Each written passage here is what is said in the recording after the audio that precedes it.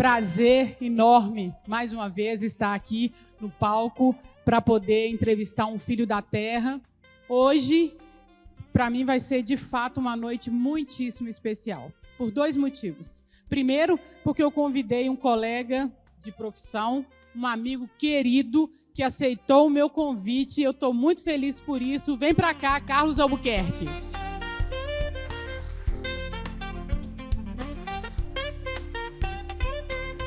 Boa noite, Carlos. Boa noite, pessoal. E o segundo motivo, claro, eu vim a rigor, vocês estão vendo, é porque eu sou cruzeirense e vou ter a honra de entrevistar um ídolo da torcida celeste. Não é isso? Então, vem para cá, Geraldão, conversar com a gente.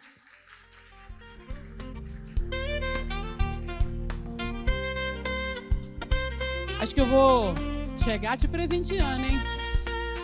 Oh!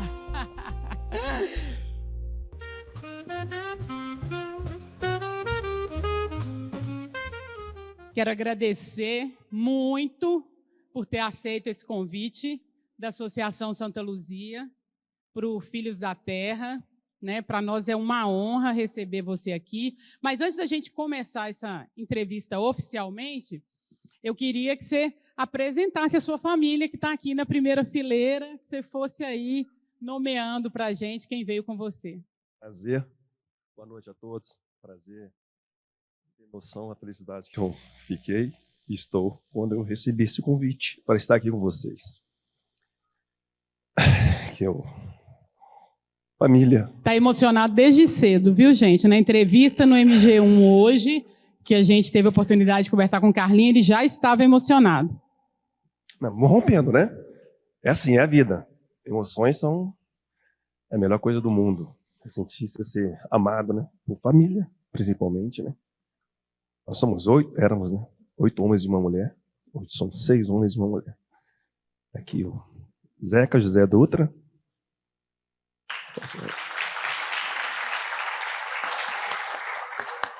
Depois vem o Otavinho, o Otávio Dutra.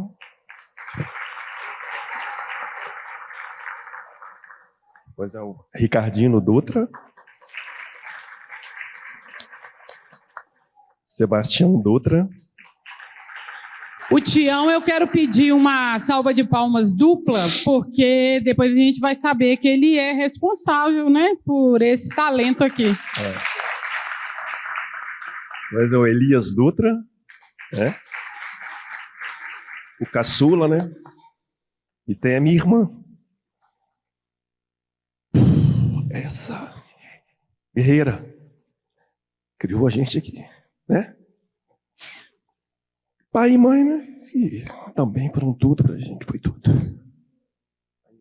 Aí, mas voltar a essa terra, relembrar coisas, ver amigos que, né? Fomos criados juntos, que me deu força. Pois é, vamos ver aqui. Quem superar. aqui nessa plateia é amigo do Geraldão? Quanta gente. Conhecido, amigo. Quem aqui torce pro Cruzeiro? Oh, plateia bonita, né, não é gente? Tão bem, né? Oh, meu Deus. Com Pessoal, todo respeito aos atleticanos. Mas o bom disso é que família é uma coisa importante, sabe? É maravilhoso. Eu sou o que eu sou porque tive familiares, irmãos, pai e mãe, né? E me ajudaram bastante. Me nortearam, né, na vida, né? Todos nós fomos criados, né, com um pai e uma mãe maravilhosa. Nós também temos nossos defeitos, né, nossas rusgas, mas sempre junto. Nas dificuldades, nas adversidades que a gente sempre se une, né? Vamos sentar? E é bom estar aqui. E vou falar uma coisa para vocês agora, antes de me sentar, com desculpa. Tá, não, claro. Muito obrigado. Eu só tenho a agradecer a Valadares, as pessoas que me ajudaram a crescer. Foram vocês que me fizeram, com certeza, chegar onde cheguei. Sempre pensando em Valadares e na minha família. Muito obrigado.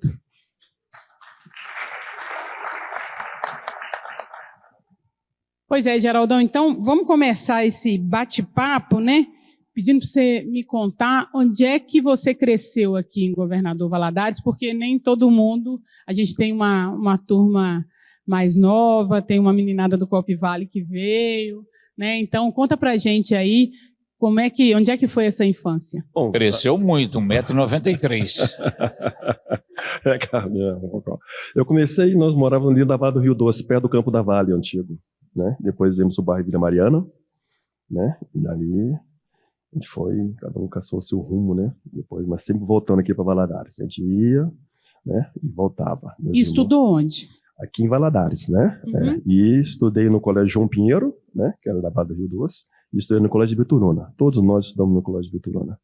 A família toda. E quando você estudou no Colégio Bituruna, futebol não era o que você jogava, né? O Bituruna jogava basquete, jogava vôlei, tinha futebol bretão, né? Que a gente fala, né? A gente jogava o futebol de salão, tinha o handball, tinha o atletismo. O Colégio Bituruna foi também uma base importante na minha vida. Ali eu aprendi muita coisa com os pares escolares. Ali foi, sabe, aquela educação, sabe? Aquela coisa que era maravilhoso, foi maravilhoso. Ali tínhamos limites, sabe? Tínhamos limites, tínhamos uns padres maravilhosos, tínhamos alunos, sabe? Pensava em futebol naquela época, assim, jogar futebol de campo? Como que é? Tinha isso? Valéria, as coisas foram acontecendo naturalmente, sabe? Eu não pensava assim, jogar ser um jogador, nada não. Fazendo as coisas, jogava basquete, jogava o handball, daí fazia atletismo, e as coisas foram acontecendo na minha vida, assim, sabe? As portas foram abrindo, né? Graças a Deus, porque a primeira pessoa foi isso aí. Pois é, o Tião, conversei com o Tião, né? Aí o Tião falou aqui comigo que um dia porque ele já jogava, né, lá no Cruzeiro, não é isso, Tião? E aí ele veio e virou para você e falou assim, aqui, vamos embora lá pro Cruzeiro, porque esse negócio de jogar basquete, vôlei não dá dinheiro, não. Isso mesmo, foi isso mesmo. Eu vi ele jogando, sabe? Tem outros aqui também mais antigos do que eu, sabe? Que eu via, tinha um torneio muito bom aqui em Valadares, né? Um regional. Meus irmãos também jogaram, o Zeca jogou, o Otávio jogou, o Ricardinho não. O Elias também, um excelente jogador também, o Tião. Então nós sempre jogamos futebol, somos uma família. E eu via, sabe? O meu cunhado também, o Tião também foi jogador também aqui, jogava no Rio Doce, eu jogava no Vila Isa, né? Era um torneio muito bom, a da liga que tinha aqui em Valadares, né? Mas isso me inspirava quando eu via eles jogando, né? Aquilo eu ficava olhando eles jogando, pô, eu gostava, achava legal. E a coisa foi acontecendo, eu fui jogando basquete, depois eu parei, o Tião chegou e falou assim, vamos lá pro Cruzeiro e tal. Aí foi difícil, porque a minha mãe não aceitava, né, Tião? A minha mãe não aceitava, a minha mãe ficava assim, não, já perdi um filho pro Cruzeiro, não quero perder outro filho, não. E para mim sair ir para Belo Horizonte, eu tive que comprar uma passagem, falar que ia para casa, da minha irmã, hein? De trem? Não, foi de um ônibus contígio, Aí Carlinhos, eu cheguei e falei, mãe, tô indo lá para casa da minha irmã, vou ficar lá. E à meia-noite eu saí, cheguei lá às 6 da manhã, o Tião estava esperando na rodoviária, já me levou para me treinar.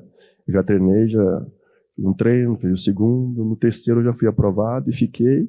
E o Tião sempre me vigiando, sabe? Olha, cuidado com isso, cuidado com aquilo. Olha, cuidado, não vai, cuidado. Vai pular o muro da toca. Com quem que se anda. Cuidado com quem que se anda, sempre era um pai para mim lá, né? Quando você jogou futebol em Valadares, você jogou onde? No Rio Doce. Esporte Clube Rio Doce.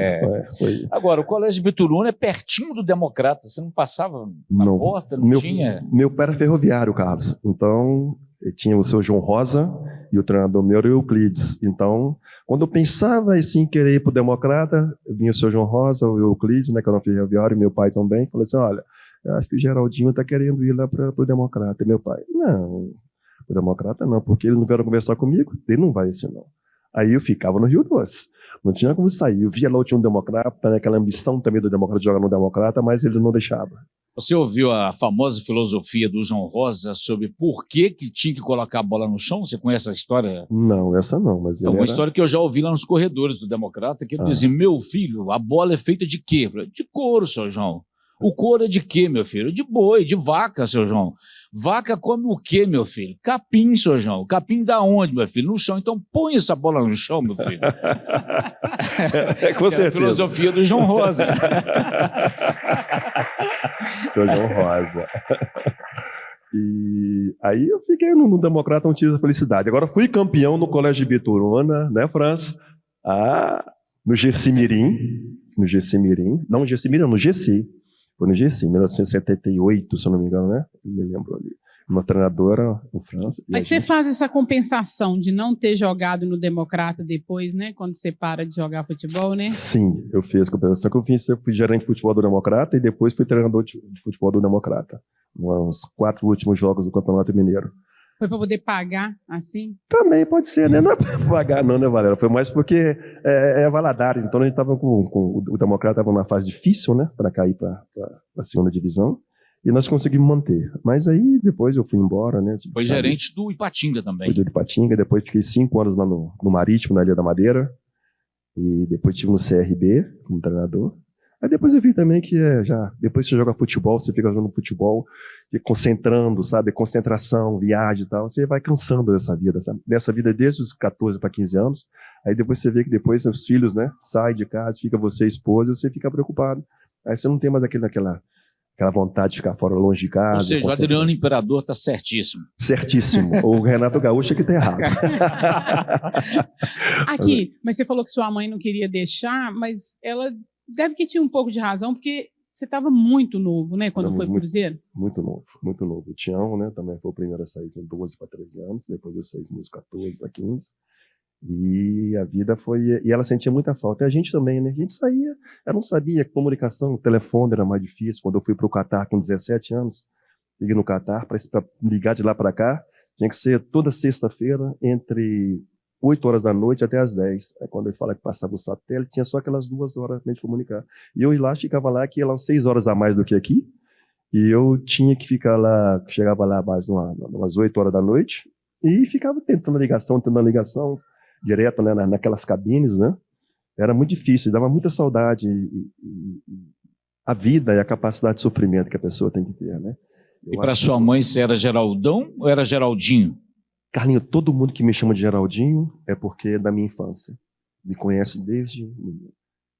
O Geraldão veio por causa do futebol, né? O Dutra é Colégio de Bituruna.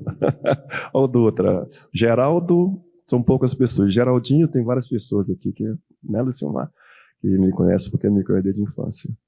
O Geraldão foi porque no Cruzeiro tinha Geraldinho, e eu, né, um pouquinho mais avantajado, o tamanho, né? Aí colocaram o Geraldão. Aí ficou.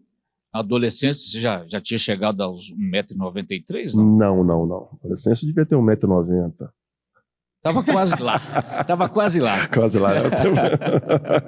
Eu fui agraciado. Você falou aí que foi pro Catar, né? Muito jovem, quer dizer, você chegou 2 anos depois de ter chegado no Cruzeiro. A minha ascensão no Cruzeiro foi muito rápida.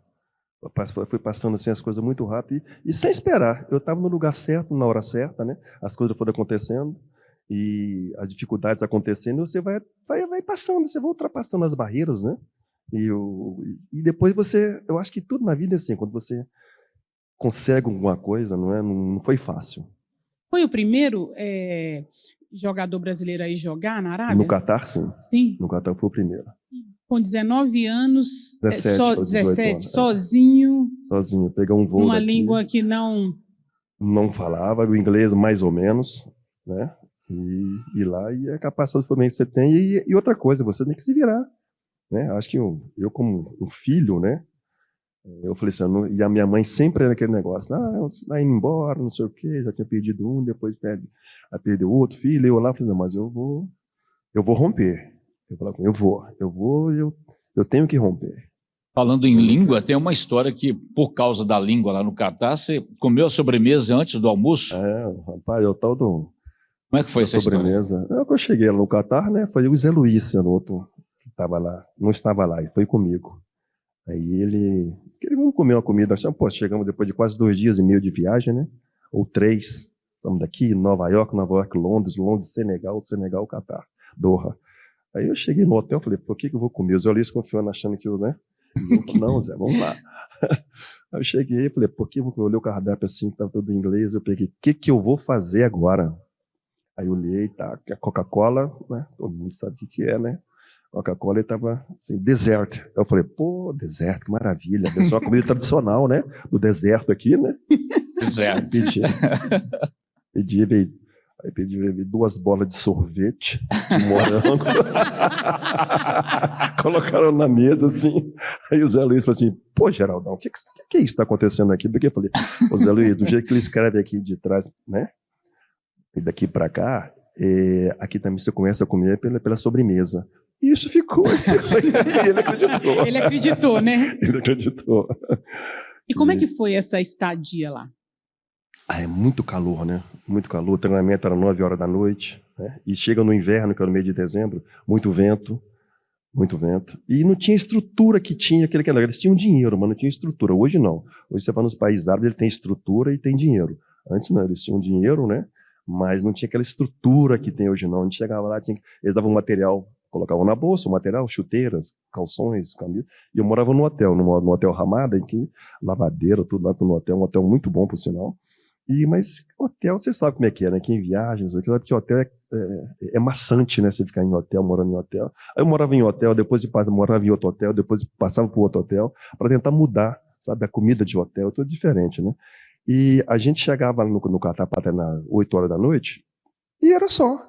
8 horas da noite, treinava 1 hora e meia e ia embora. Os jogadores na época, eles não eram profissionais, eles eram, a maioria todos eram policiais, né? Era do exército lá, né? E eles era general, era coronel, todo mundo novo, né? O Qatari mesmo, ele toma conta do país dele, sabe? Então, todo mundo lá. O Sheikh Hamad bin Khalifa Al Thani, que era o homem que deu o golpe lá do pai dele, que o pai dele foi... Vou contar um pouco da história do Catar, né? Que eu vivi um pouquinho. Ele era o Sheikh, né? Era o Emir, né? Aí foi fazer uma cirurgia, mas era daqueles antigos da Arábia Saudita, daqueles caras mais rigorosos, né? E quando o pai foi embora, e o Sheikh Hamad era mais liberal. Estudou nos Estados Unidos, estudou na Inglaterra. Quando o pai dele saiu fazer cirurgia, falou, pai, o senhor fica aí que eu vou tomar conta. E o Catar começou a ser essa potência que hoje é, né? Desde a época do Sheikh Hamad, que agora é o filho dele que é o Emir lá, né? Que é o Sheikh, né? E o Catar é muito parecido com o Brasil, o povo, né? O árabe gosta muito do Brasil, eles vêm muito aqui para o Brasil, passar férias, vêm muito para o Rio de Janeiro, muitos vêm para Belo Horizonte. Eu lembro que a seleção, Tele Santana, Evaristo Macedo, Procópio, eles traziam muitos jogadores para vir aqui para o Brasil, para fazer ele ficar aqui 1 mês, 2 meses, sabe como é que é? Fazer uma pré-temporada. Eles gostam muito do Brasil, e muitos ainda vêm para o Brasil ainda. E quando o brasileiro chega lá, e muitos falam português. Eu tenho uns amigos lá ainda, quando eu vou no Catar, eles ainda falam português assim, fluentemente. É coisa bacana. E além das bolas de sorvete de morango, você comia mais o que lá no Catar? Cara, tinha umas coisas lá que era cabrito, né? Vinha aquele matibus, né? E tudo no chão, né? Aqueles tapetes, né? Enormes assim, tudo no chão. Você chegava, aquele arroz, né? Com o cabrito em cima e tal. Aí você era convidado para sentar, sentava no chão, tinha que cruzar as pernas, e eu grande, eu sempre fui ruim de alongamento, nossa, demais da conta, para sentar no chão e comendo, aí você vai comendo, né, sempre com a mão direita, aí você vai pegando, os caras vão pegando as melhores partes, que eles falam que é o rim, que é o coração, e vai jogando para você, que você, né, é convidado, então eu vou daquele pedaço, e eu olhava para aquilo, eu falei, não vou comer isso não tem jeito. Aí o seu Procópio, eu olhava... Lá eles acham que é desfeita, igual aqui? Não, é que eles vão pegando essa parte do rim, sabe como é que é? Do coração, do fígado, e jogam que é a parte nobre que eles acham. Se não comesse, eles achavam que era desfeita? Aí eu punha tudo assim, mineiro, né? Comer não faz tudo desfeita, mineiro. Não. Aí a gente ia pra lá e comia aquele negócio e tal, mas a gente comia só mesmo pra punha na boca e ficava aquela munha, né? Como dizia o mineiro, aquela na boca para descer era difícil. Mas foi legal, foi bom. Foi bom. Mas tinha outras comidas também lá. Tá? Sempre foi um país em que tem restaurantes italianos, tinha restaurantes franceses, espanhóis. É um país maravilhoso, desde na época. Tem outras comidas também, tem outras gastronomias também lá muito boa. Mas você volta também rápido, não é tanto tempo assim? Você volta rápido para o Cruzeiro? Anos. 3 anos, né? 3 anos. 3 anos lá. Ganhamos um ano lá, ganhamos tudo, né? Eu vou pro Pesco lá. Aí voltei pro Cruzeiro. Aí eu volto pro Cruzeiro, né? O Tião já não estava no Cruzeiro. Já tinha ido pro Flamengo? Pro Flamengo. Não, foi antes, né, Tião? Foi antes. Depois já tinha ido pro Criciúma. Estava na Grécia depois. Aí eu voltei pro Cruzeiro. Aí voltei pro Cruzeiro e peguei um time, uma equipe maravilhosa, jogadores muito bons, sabe? Jogadores que encaixei bem. Porque o futebol é uma equipe, né? E você em equipe, tendo um bom jogador, você vai junto, vai na leva. E eu peguei uma turma muito boa do Cruzeiro, do 84, foi começou a mudança, né? O que é essa mudança? O time do Atlético era muito bom. O time do Atlético jogava Toninho Cerezo, Paulo Isidoro, Éder, Nelinho, João Leite, Alves. Os caras, é uma seleção. Luizinho, Osmar Guarnelli. E nós do Cruzeiro subimos da base, tivemos oportunidade, né? Subiram, se não me engano, 8 ou 9 jogadores da base. Então a gente já tinha jogado junto, né? No Infanto B, no Infanto A, no Juvenil. E subimos, rapaz, e fomos bem. Nós já estamos na sua volta ao Cruzeiro, mas eu queria voltar lá no Tchon, porque além do Tchon, teve um cara que te viu treinando e o Cruzeiro queria contratar um zagueiro.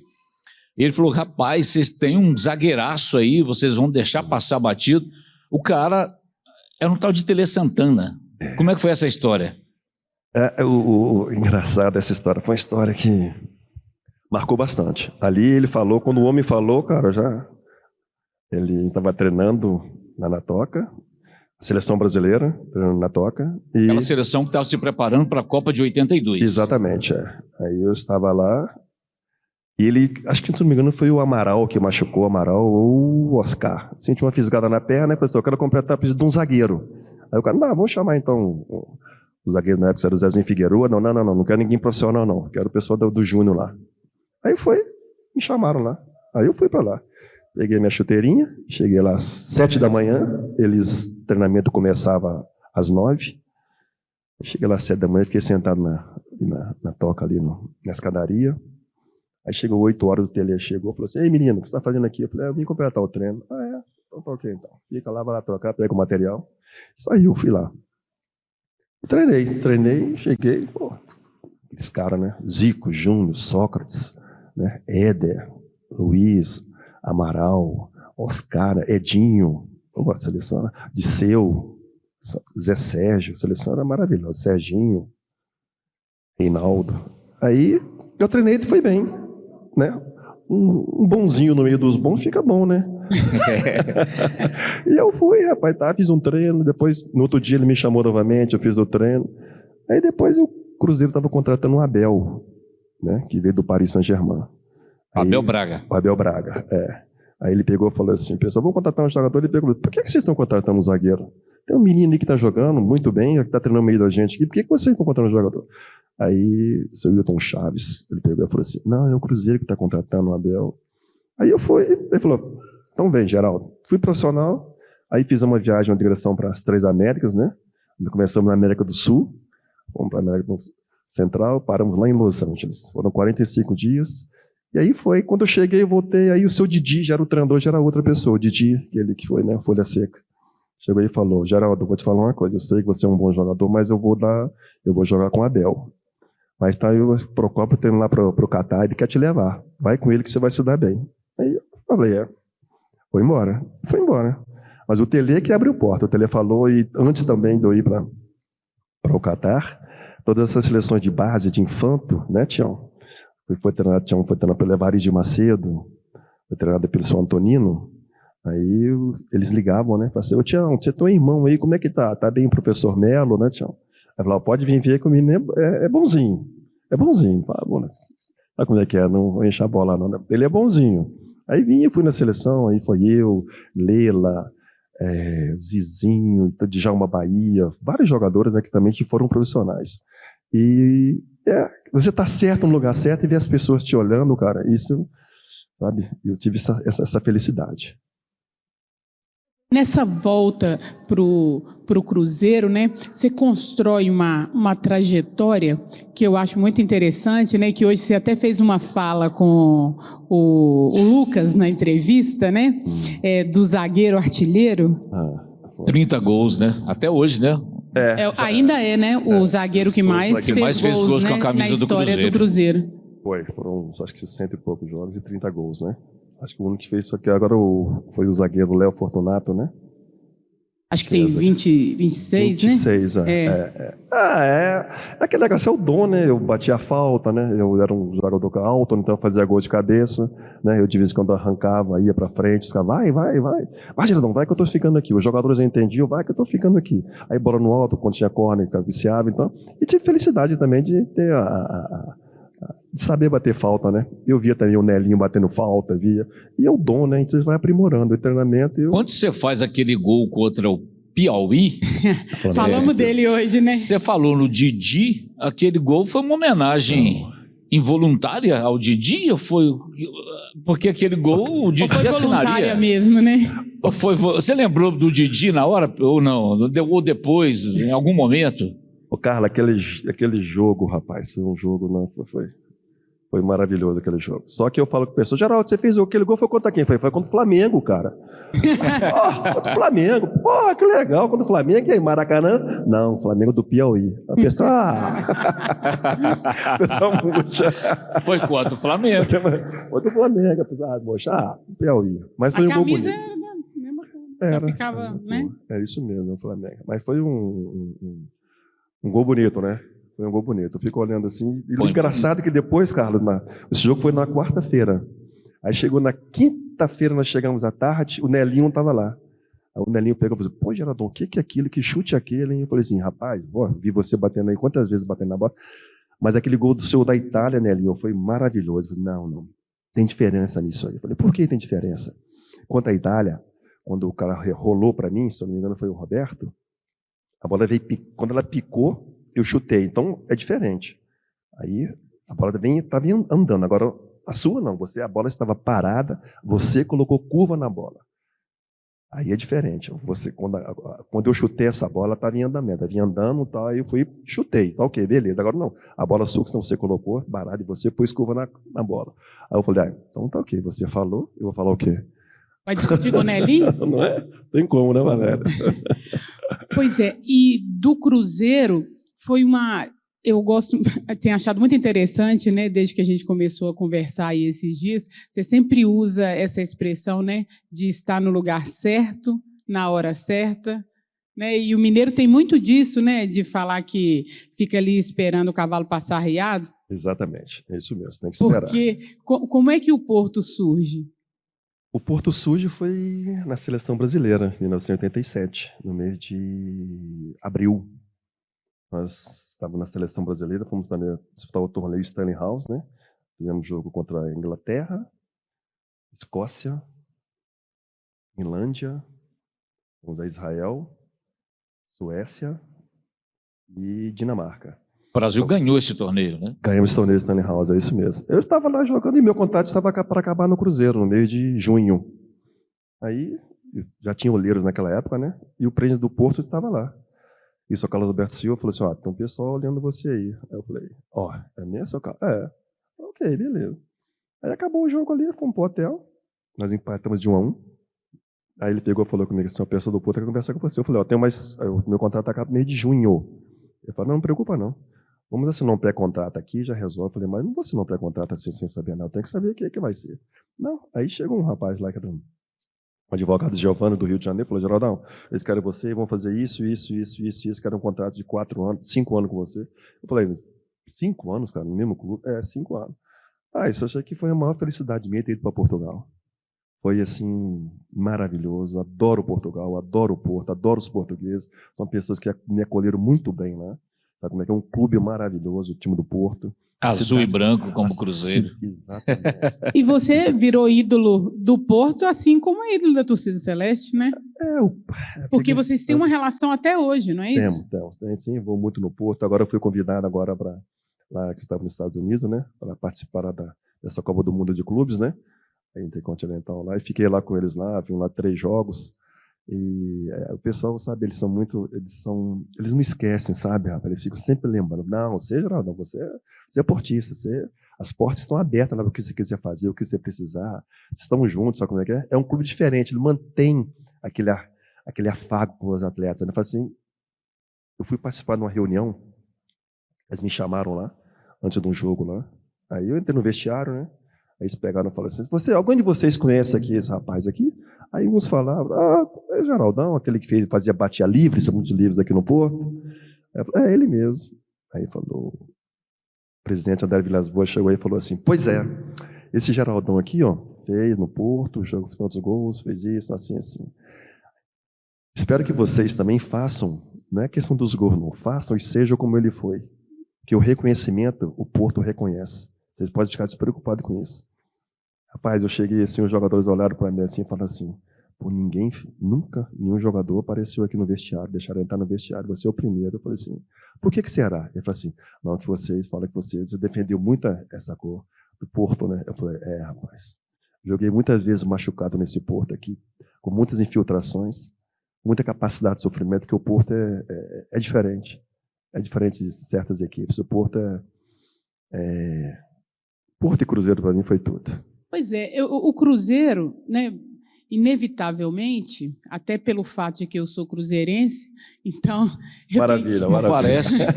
Nem não parece, né? Pois é. Ele vinha com a camisa da Seleção Brasileira para ele, você viu, né? Preta. A camisa da Seleção Brasileira preta para ele. A gente nem sabe por quê, a gente pula essa parte. Mas, claro que o Cruzeiro tem uma trajetória, uma relação com a torcida celeste até os dias de hoje, né? Vira e mexe eu vejo um passeio seu pela Toca, a relação com a torcida é uma relação muito boa, mas é fato que os maiores títulos foram no Porto, né? Foram no Porto. No Cruzeiro, nós passamos por uma dificuldade, né? Era um momento de transição. O time do Atlético era muito bom, a base, sabe? É igual o Cruzeiro está agora. O Cruzeiro, daqui mais uns 2, 3 anos, vai chegar a um ponto de bater de frente, né, para a Libertadores, mas agora no momento não. E o Cruzeiro, ela falava transição, a gente sai, os jogadores, né, muito jovens, todos lá, Douglas, Gomes, Eugênio, Eduardo Lobinho, Edu, aí tinha o Joãozinho, que era o ponto esquerda, né, que era o mais antigo, né, aí tinha mais quem era o Tostão, o João, o Seixas, né, Carlos Alberto, então era um time mesclado, né. Você falou no Douglas, que é seu amigo até hoje. Ele é meu compadre. É meu compadre e meu amigo até hoje. Sempre vem aqui, né? A gente sempre se encontra lá. Douglas, Eduardo Lobinho, o Carlinhos Sabiá. A gente sempre encontra, a gente está sempre encontrando, uma vez ou outra. Então fica essas amizades, né? Valdo, né? Também com o cara também, Ricardo Gomes, o Ricardo Rocha. Lá no Catar, no Catar também tem uns amigos também lá que sempre ligam, a gente sempre mantém contato. Em Portugal também, no Porto também, sabe? Então a gente sempre consegue manter esse relacionamento. Quando a gente chega, a gente tem um amigo. Falando um pouquinho mais de seleção brasileira, você estava numa seleção brasileira que estava começando a preparação para a Copa de 1990. Isso. Mas aí o trabalho do Carlos Alberto Silva é interrompido, né? Ele deixa a seleção e assume o Lazzaroni. O Lazzaroni não te convocou mais? Não, foi a minha melhor fase que eu estava no Porto, 89 e 90. Pois é. Tanto que fomos inaugurar o campo de Turim, né?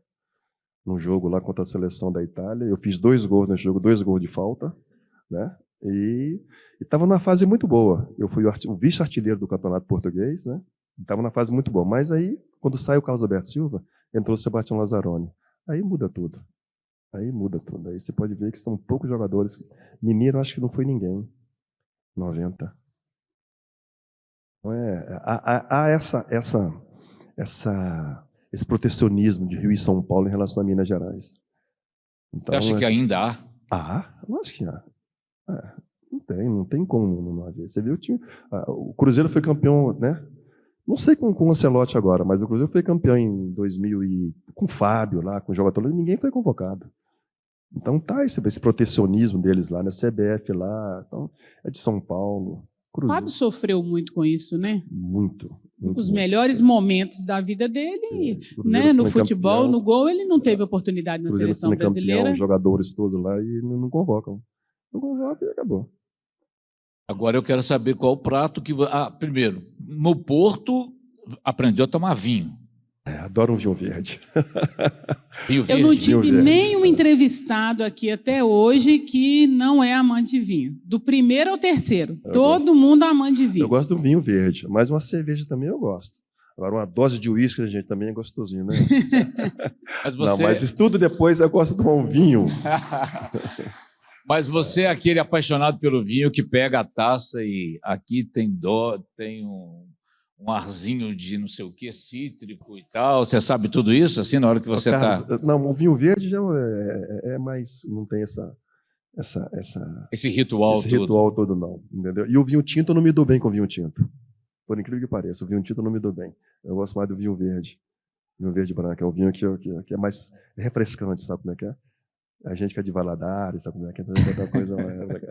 E engraçado, e a bebida também é uma coisa aqui que para a gente, quando está jogando futebol, né, quem está na ativa, não faz bem. Então foi depois que eu parei de jogar o futebol que eu comecei a tomar mais um vinho. Em Portugal aprendi a tomar um vinho também, que lá é normal você tomar um vinho no almoço, sabe como é que é? No jantar, concentrado, não tem problema nenhum. Aqui no Brasil não, né? Aprendeu a fazer uma bacalhoada? Fazer não. Comer sim, né? Comer sim.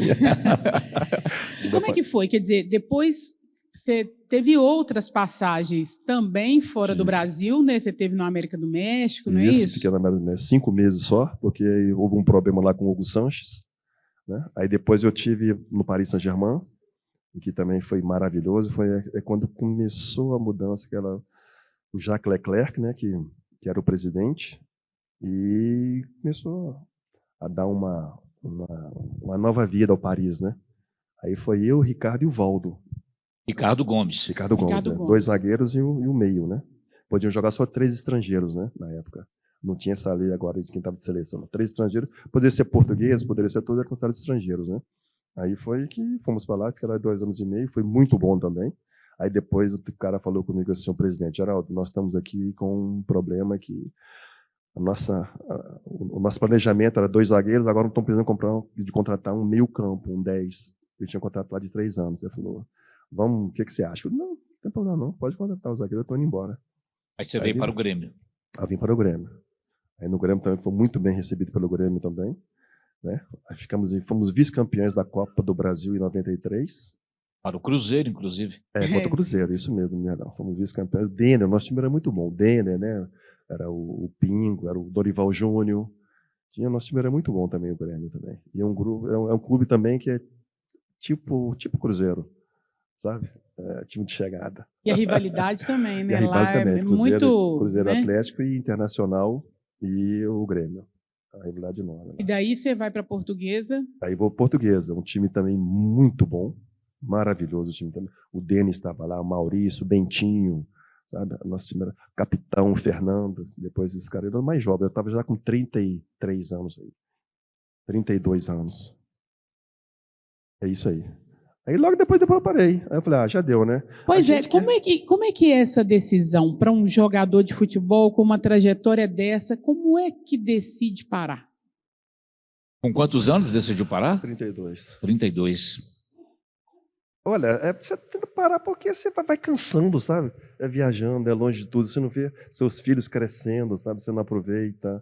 E se concentrar, a pessoa acha que é uma maravilha, né? Jogar o futebol, né, gente? É muito bom, é maravilhoso. Mas depois, no profissionalismo, a cobrança é muito. Você já, ainda mais hoje, eu acho que é pior do que antigamente, tá? Porque hoje os caras estão lá, torcida, né? Não tem mais aquela paixão, os caras já estão brigando, já brigam com os jogadores, já vão tolindo os jogadores onde é que eles estão, já vão querendo brigar, né? E na minha época, não, eu estava cansado mesmo de ficar morando fora, dava muita saudade de casa, muita saudade dos pais, né? Aí você vai desanimando, você vai cansando, você vai... Tudo na vida tem um início, né? Meio e fim. E depois, um jogador alto, pesado. Eu jogava com 92 quilos. Hoje eu estou com 102, 10 quilos a mais. E você vai ficando lento, não tem como, a natureza é perfeita, essa é a sua reação, você não aguenta mais. Então você tem que saber o momento de parar também, para que depois não te parem. Pois é, e eu queria até aproveitar para que você tocou nesse assunto, que eu acho que é super importante, né? Porque nós estamos falando de momentos tão distintos, né, do futebol hoje e aquele futebol de quando você começou, quando fez sucesso, década de 80. A questão da preparação física são momentos muito diferentes, né? Totalmente. A preparação física evoluiu bastante, né? Muito, evoluiu muito e está evoluindo cada vez mais. Hoje o atleta, para correr, tem ali o Cristiano ali, que não é Cristiano, fisiologista, ele sabe muito bem como é que é a acomodação de ácido lático, sabe? Essas coisas, então tem que ficar se vigiando o atleta. Está muito corrido o futebol. Tem uma turma de educação física aí também, não é, gente? Pode ir. Estudante de educação física. Obrigada, viu, parabéns, gente, pela presença. D'Ângelo, que trouxe a galera aí, professor, coordenador lá. A evolução foi enorme. Os treinamentos, não é o treinamento e a recuperação do atleta também, sabe? Hoje tá uma coisa assim, os caras não... Acabou o jogo, a recuperação tem que ser o mais rápido possível, até de um outro jogo depois, a velocidade está muito enorme, sabe como é que é? A pressão, o enfrentamento está muito grande hoje, os jogadores estão correndo muito. E tem que ter um repouso também, né? Aquele descanso, né? Para poder recuperar. Mas mudou bastante, sabe? Tá? O futebol está corrido. Descanso? Com esse calendário? Abel Descanso Ferreira. tem? Olha o Abel Ferreira Tem baixando descanso aí. com esse calendário? Você vê como é que é. Então, 3, 4 competições. Na minha época, que era? Você tinha 2 competições durante o ano. Era o Campeonato Mineiro e o Campeonato Brasileiro. E tinha Libertadores, mas o Cruzeiro, na época nossa, não chegávamos a esse ponto, não. Mas hoje não, são 3, 4 competições durante o ano e viagens longas, né? E é que eu falo. Na Europa, por que na Europa foi muito bem lá? Tem um calendário, sabe? Que você joga, sabe, domingo, depois você joga domingo, quarta e domingo. Depois, quando você joga domingo, quarta e domingo, na outra semana você tem quase só domingo a domingo. Entendeu? Aí você tem outra semana. E aí o clima é diferente. Você não desgasta tanto. Você não transpira tanto. Você está jogando hoje, agora, você está jogando aqui no início da temporada. Você vai jogar aqui o Campeonato Mineiro, 4 horas da tarde. Aquele calorão, né? Em Valadares, no Mamudiaba, você imagina, 40 no Rio graus. de Janeiro, 4 horas da tarde, você vai para São Paulo, está quente, daqui a pouco você vai jogar no Nordeste. É muito calor. E chega no meio do ano, tá lá em cima, né? Nordeste, o calor, aí você vai no sul, tá frio, aí você vem aqui, tá seco. Então, mas o jogador é preparado para isso, tem que estar preparado, né? Mas a qualidade cai bastante. Peladon, eu queria que você falasse um pouquinho sobre as suas experiências como gerente de futebol e como treinador. Você não deu sequência muito a nenhuma das duas funções. De qual você gostou mais, por exemplo? O gerenciamento de futebol. Você ter a experiência, né, que você adquire, né, com os jogadores que dão sempre, porque, sabe, Carlos, um jogador para o Cruzeiro tem que ser um, o Atlético é outro, para o São Paulo é outro, sabe como é que é? Porque são características diferentes, sabe como é que é? Querendo ou não, há diferença. Para o Porto é um jogador que tem mais enfrentamento, é mais pancada. No Sul é jogador com mais forças, entendeu? Quem joga no Porto serve para jogar no Atlético, então, né? Joga em tudo quanto é lugar. E em relação ao que você está me perguntando sobre o gerenciamento, é bom porque você vai no lugar certo, sabe? E manda no treinador, né? Não, cada um tem que cada um na sua, né? Cada um na sua. Mas hoje está difícil, eu comecei a ver o gerenciamento, porque aí mudou muito a situação dos empresários, sabe? O meio do futebol. Sabe? As pessoas que estão comandando. Você vê os empresários hoje, os presidentes hoje dos clubes, né? A maioria, né? Depende dos empresários, né? Alguns poucos que não. Então a SAF veio também para mudar bastante isso, sabe? Hoje você coloca um CEO lá e o cara faz tudo. Não pode ser assim. O presidente tem que ser ativo. O presidente tem que entender. Porque eu sou da ideia, igual o Zé Perrella. Pode ter o defeito que for, mas no Cruzeiro, quando ele estava lá, ele mandava. Ele que chegava. Todo mundo ali dizia, opa, chegou o homem. Ia conversar com os jogadores, Zé Perrella. Aparecia, entendeu? Hoje não, estou colocando o CEO lá para colocar, o cara vai tomar conta de tudo. Não, contrata isso, contrata aquele, contrata o preparador físico, contrata isso aqui. Aí já tem a turma dele. Não é por aí. Pois é, mas você acha que assim, SAF, VAR, esse conjunto de modernidades mudou muito o futebol? Mudou bastante. Para melhor ou para pior, na sua opinião? Algumas coisas para melhor, outras para piores. Porque dentro de campo você fala coisas que, nossa, não tem. Dentro de campo ali é uma guerra. Ali é você mata ou morre, né? Então, aquele negócio, logicamente, você vai. É um contato físico, né, que você tem, né? Então, logicamente que. Mas não pode ser covarde, né? Você não pode querer para entrar para machucar o atleta. Mas contato físico tem. Aí vai depender da interpretação da arbitragem. Aí vai ter o VAR lá em cima que vai achar que. Não é, mas o contato físico tem. Sabe como é que é? Você vai subir, quando você sobe, você abre o braço, você cabecear. Né? Isso é normal, esse movimento. Aí, nosso movimento, o cara está do lado, pega no cara, você acha que você está dando a cotovelada. O cara e quem está lá em cima também nunca jogou um futebol, sabe? Fica difícil, sabe? Porque o cara, você vê que é um movimento que você, quando você sobe, você leva os braços, né? E abre para cabecear. É um movimento que você faz no treinamento.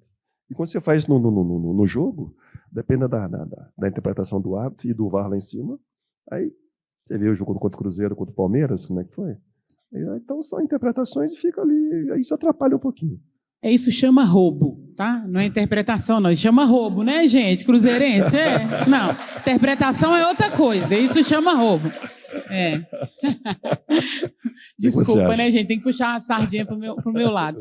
Mas estava falando dessa dificuldade, dessa diferença, assim, né, do futebol de hoje, do futebol da década de 80, e tem a questão do aspecto do treinamento físico que a gente colocou, tem a questão do tipo de arbitragem que a gente tem hoje e que a gente tinha na década de 80, mas tem uma outra questão também, né, Geraldão? Você começou a fazer sucesso no momento em que o jogador de futebol começava a ser valorizado, né? Eu estava lendo um estudo essa semana, um estudo de 2014, que diz que, tirando os ídolos, né, os que estão no topo e que têm esses salários astronômicos, num contexto geral, os atletas de hoje ganham pelo menos 20 vezes mais do que os atletas de antes da década de 80. Né? Então, quer dizer, você entra no futebol no momento em que os jogadores começam a ser valorizados, não é isso? Isso mesmo. Nos anos 80, todo mundo queria ir para a Itália, né? Itália, depois passou o mercado da Espanha, depois da Espanha foi para a Inglaterra, na Inglaterra depois foi França, depois França, a pessoa começou a se no Japão, aí do Japão depois China, depois Rússia, né? Então parece que eles vão assim, começa o futebol, né? Aí, quando ele começa a dar mais dinheiro, né? Agora está na Arábia, né? Então isso é normal. Mas é que tem muito dinheiro no mundo e o futebol tem muito dinheiro. No futebol, nesse esporte, sabe como é que é? É muito dinheiro que está envolvido. É muita coisa, os valores são astronômicos, sabe como é que é? Então, eu acho bacana quando eu vejo um cara ganhar 2 milhões, 3 milhões. Mas o cara tem que ganhar, ué. Eu lembro que o Messi, uma vez, estava renovando com o Barcelona, aí os caras, o Messi vai ganhar quase 1 milhão na época, 1 milhão, 10 milhões de dólares por mês. Aí o presidente do Juan Laporta, se não me engano, falou assim, mas nós temos condições de pagar. Por quê? Juntou os sócios, né? E fala, não, pode refazer o contrato dele. E renovou. Agora, hoje nós estamos em falta de jogadores. Os clubes estão querendo jogadores e não tem. Por quê, galera? Por quê? Hoje não tem mais campo de futebol. Hoje não tem mais local para que os atletas, para a garotada possa jogar um futebol, entendeu? Está ficando cada vez mais difícil, mas está ficando mais campo sintético. Eu não sou contra o campo sintético, não é isso não. Mas eu acho que um profissional não pode ter campo sintético. Na Europa não tem campo sintético para jogar, aqui no Brasil estão vendo campo sintético, eu sou contra isso, machuca bastante. Essa articulação, joelho, tornozelo, coluna, dói de um tanto, você não tem noção. Olha o parceirinho fazendo falta aí, né, gente? Quem lembra do parceirinho? Cuidava do campo do Democrata. É isso mesmo. Então, o futebol tem de valores astronômicos, sabe como é que as pessoas estão ganhando dinheiro, aí tem que ganhar mesmo, mas se eu não me engano, isso é quase só 1% dos atletas que ganham muito, tá? Pois é, mas a gente tem uma meninada que veio aqui te ver, né? E você fez essa colocação. E qual que é o conselho que você dá para eles? Olha, cai dentro. Tenha capacidade de sofrimento, treinamento, respeite sempre o seu treinador. Sabe como é que é? Foque naquilo que você quer. Sabe como é que é? Capacidade de sofrimento, tem que ir embora mesmo. Esqueça as coisas que você acha que... A cerveja não vai acabar, desculpa a expressão, a picanha não vai acabar. Agora você vai ter que ter seu dinheiro, a sua saúde, sabe como é que é? Cuidar dela, viva essa vida, sabe como é que é? Engaje o máximo, que passa muito rápido, 10 anos, 12 anos, passa muito rápido, aproveite bastante, depois você vai descansar. Depois você vai, curtir boa vida, a poder viajar, passear do mesmo jeito, viu? Essa meninada que tá aí. Agora, aquele momento, Globo Repórter, Geraldão aos 62 anos, onde vive, o que come, o que faz e o que quer fazer ainda? Fazendo nada. Nada?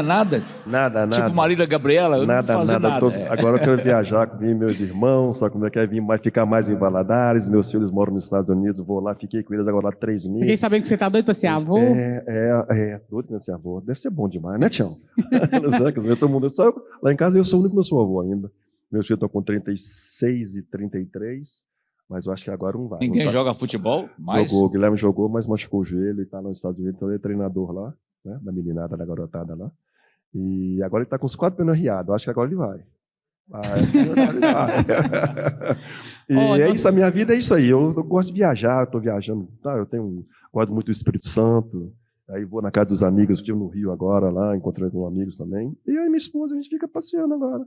Aí vamos aqui, vamos ali, a gente não tem mais o que... Alguns anos atrás, né, a boataria geral, né, conversa de corredor, o Geraldão vai pegar o Democrata. Pegar no sentido de de ser gestor mesmo. Como Isso. não se falava em SAF ainda na época, ou até já se Exatamente. falava. Mas essa foi uma notícia de agora, virar SAF também, né? Mas aí já é outra história, né?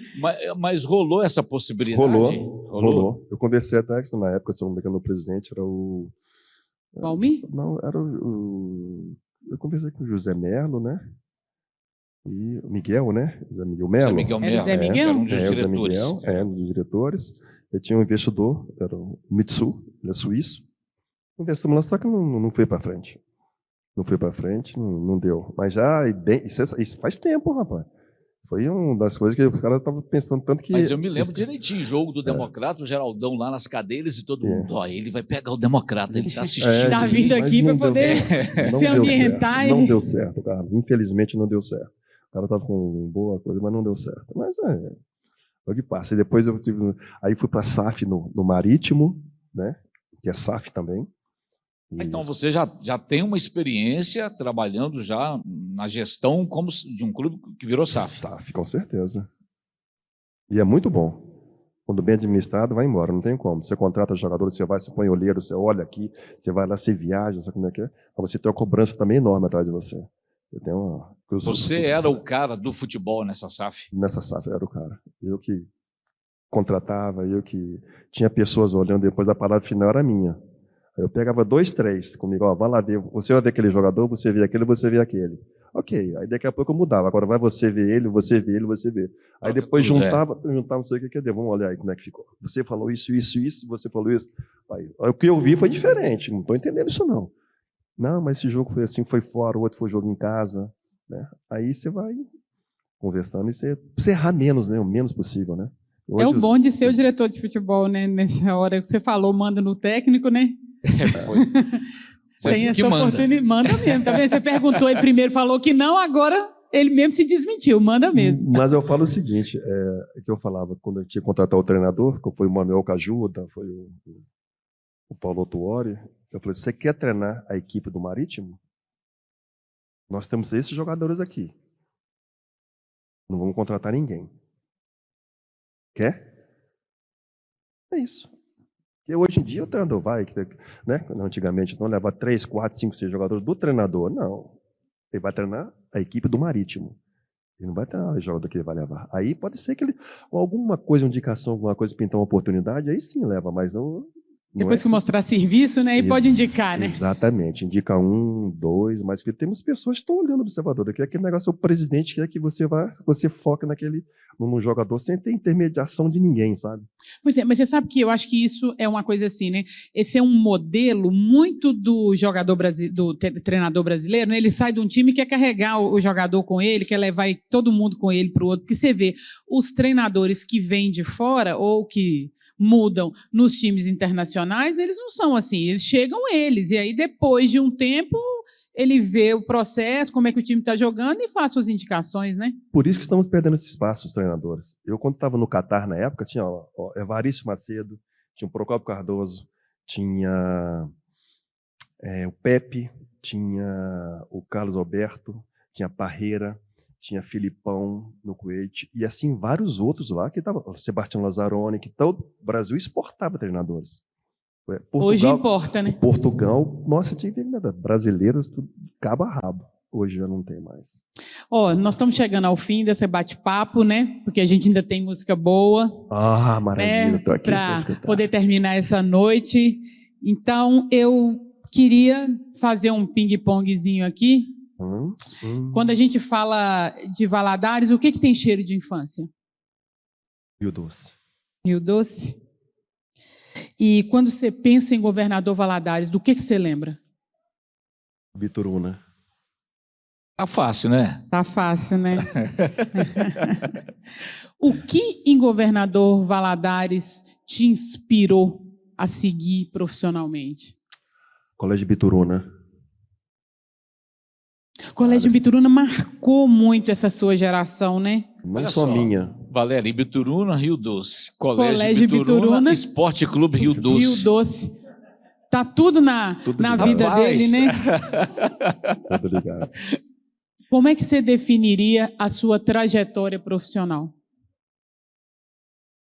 Sorte não. Trabalhou bastante, né? Capacidade de sofrimento. Está no lugar certo, na hora certa, né? E muita dedicação. E o futuro? Como é que você define? Vai fazer nada, ele já falou.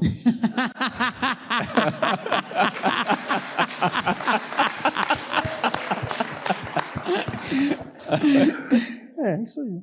Curtir a vida, só peço a Deus saúde. Muita saúde.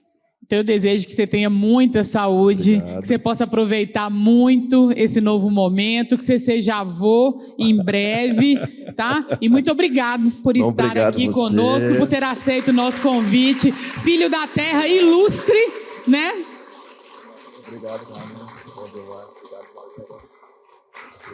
Agradecer o Carlinhos por ter aceito também esse convite. Foi E um prazer. agora, você quer falar alguma coisa, Eu quero Geraldão? agradecer a todos você a presença. Muito obrigado, tá? A todos vocês aí. Desculpa alguma coisa, mas a meninada aí, a criançada, o pessoal lá da Educação Física lá, um grande abraço para vocês. Parabéns. E olha, depende de vocês, tá? Muita coisa dos nossos atletas aqui em Valadares, tá? Não são em Valadares. E espero que tenham felicidade, sabe como é que é enorme na profissão aí. Deus abençoe vocês e para todos vocês um grande abraço. Muito obrigado. Pessoal de Santa Luzia, Paulinho, obrigado.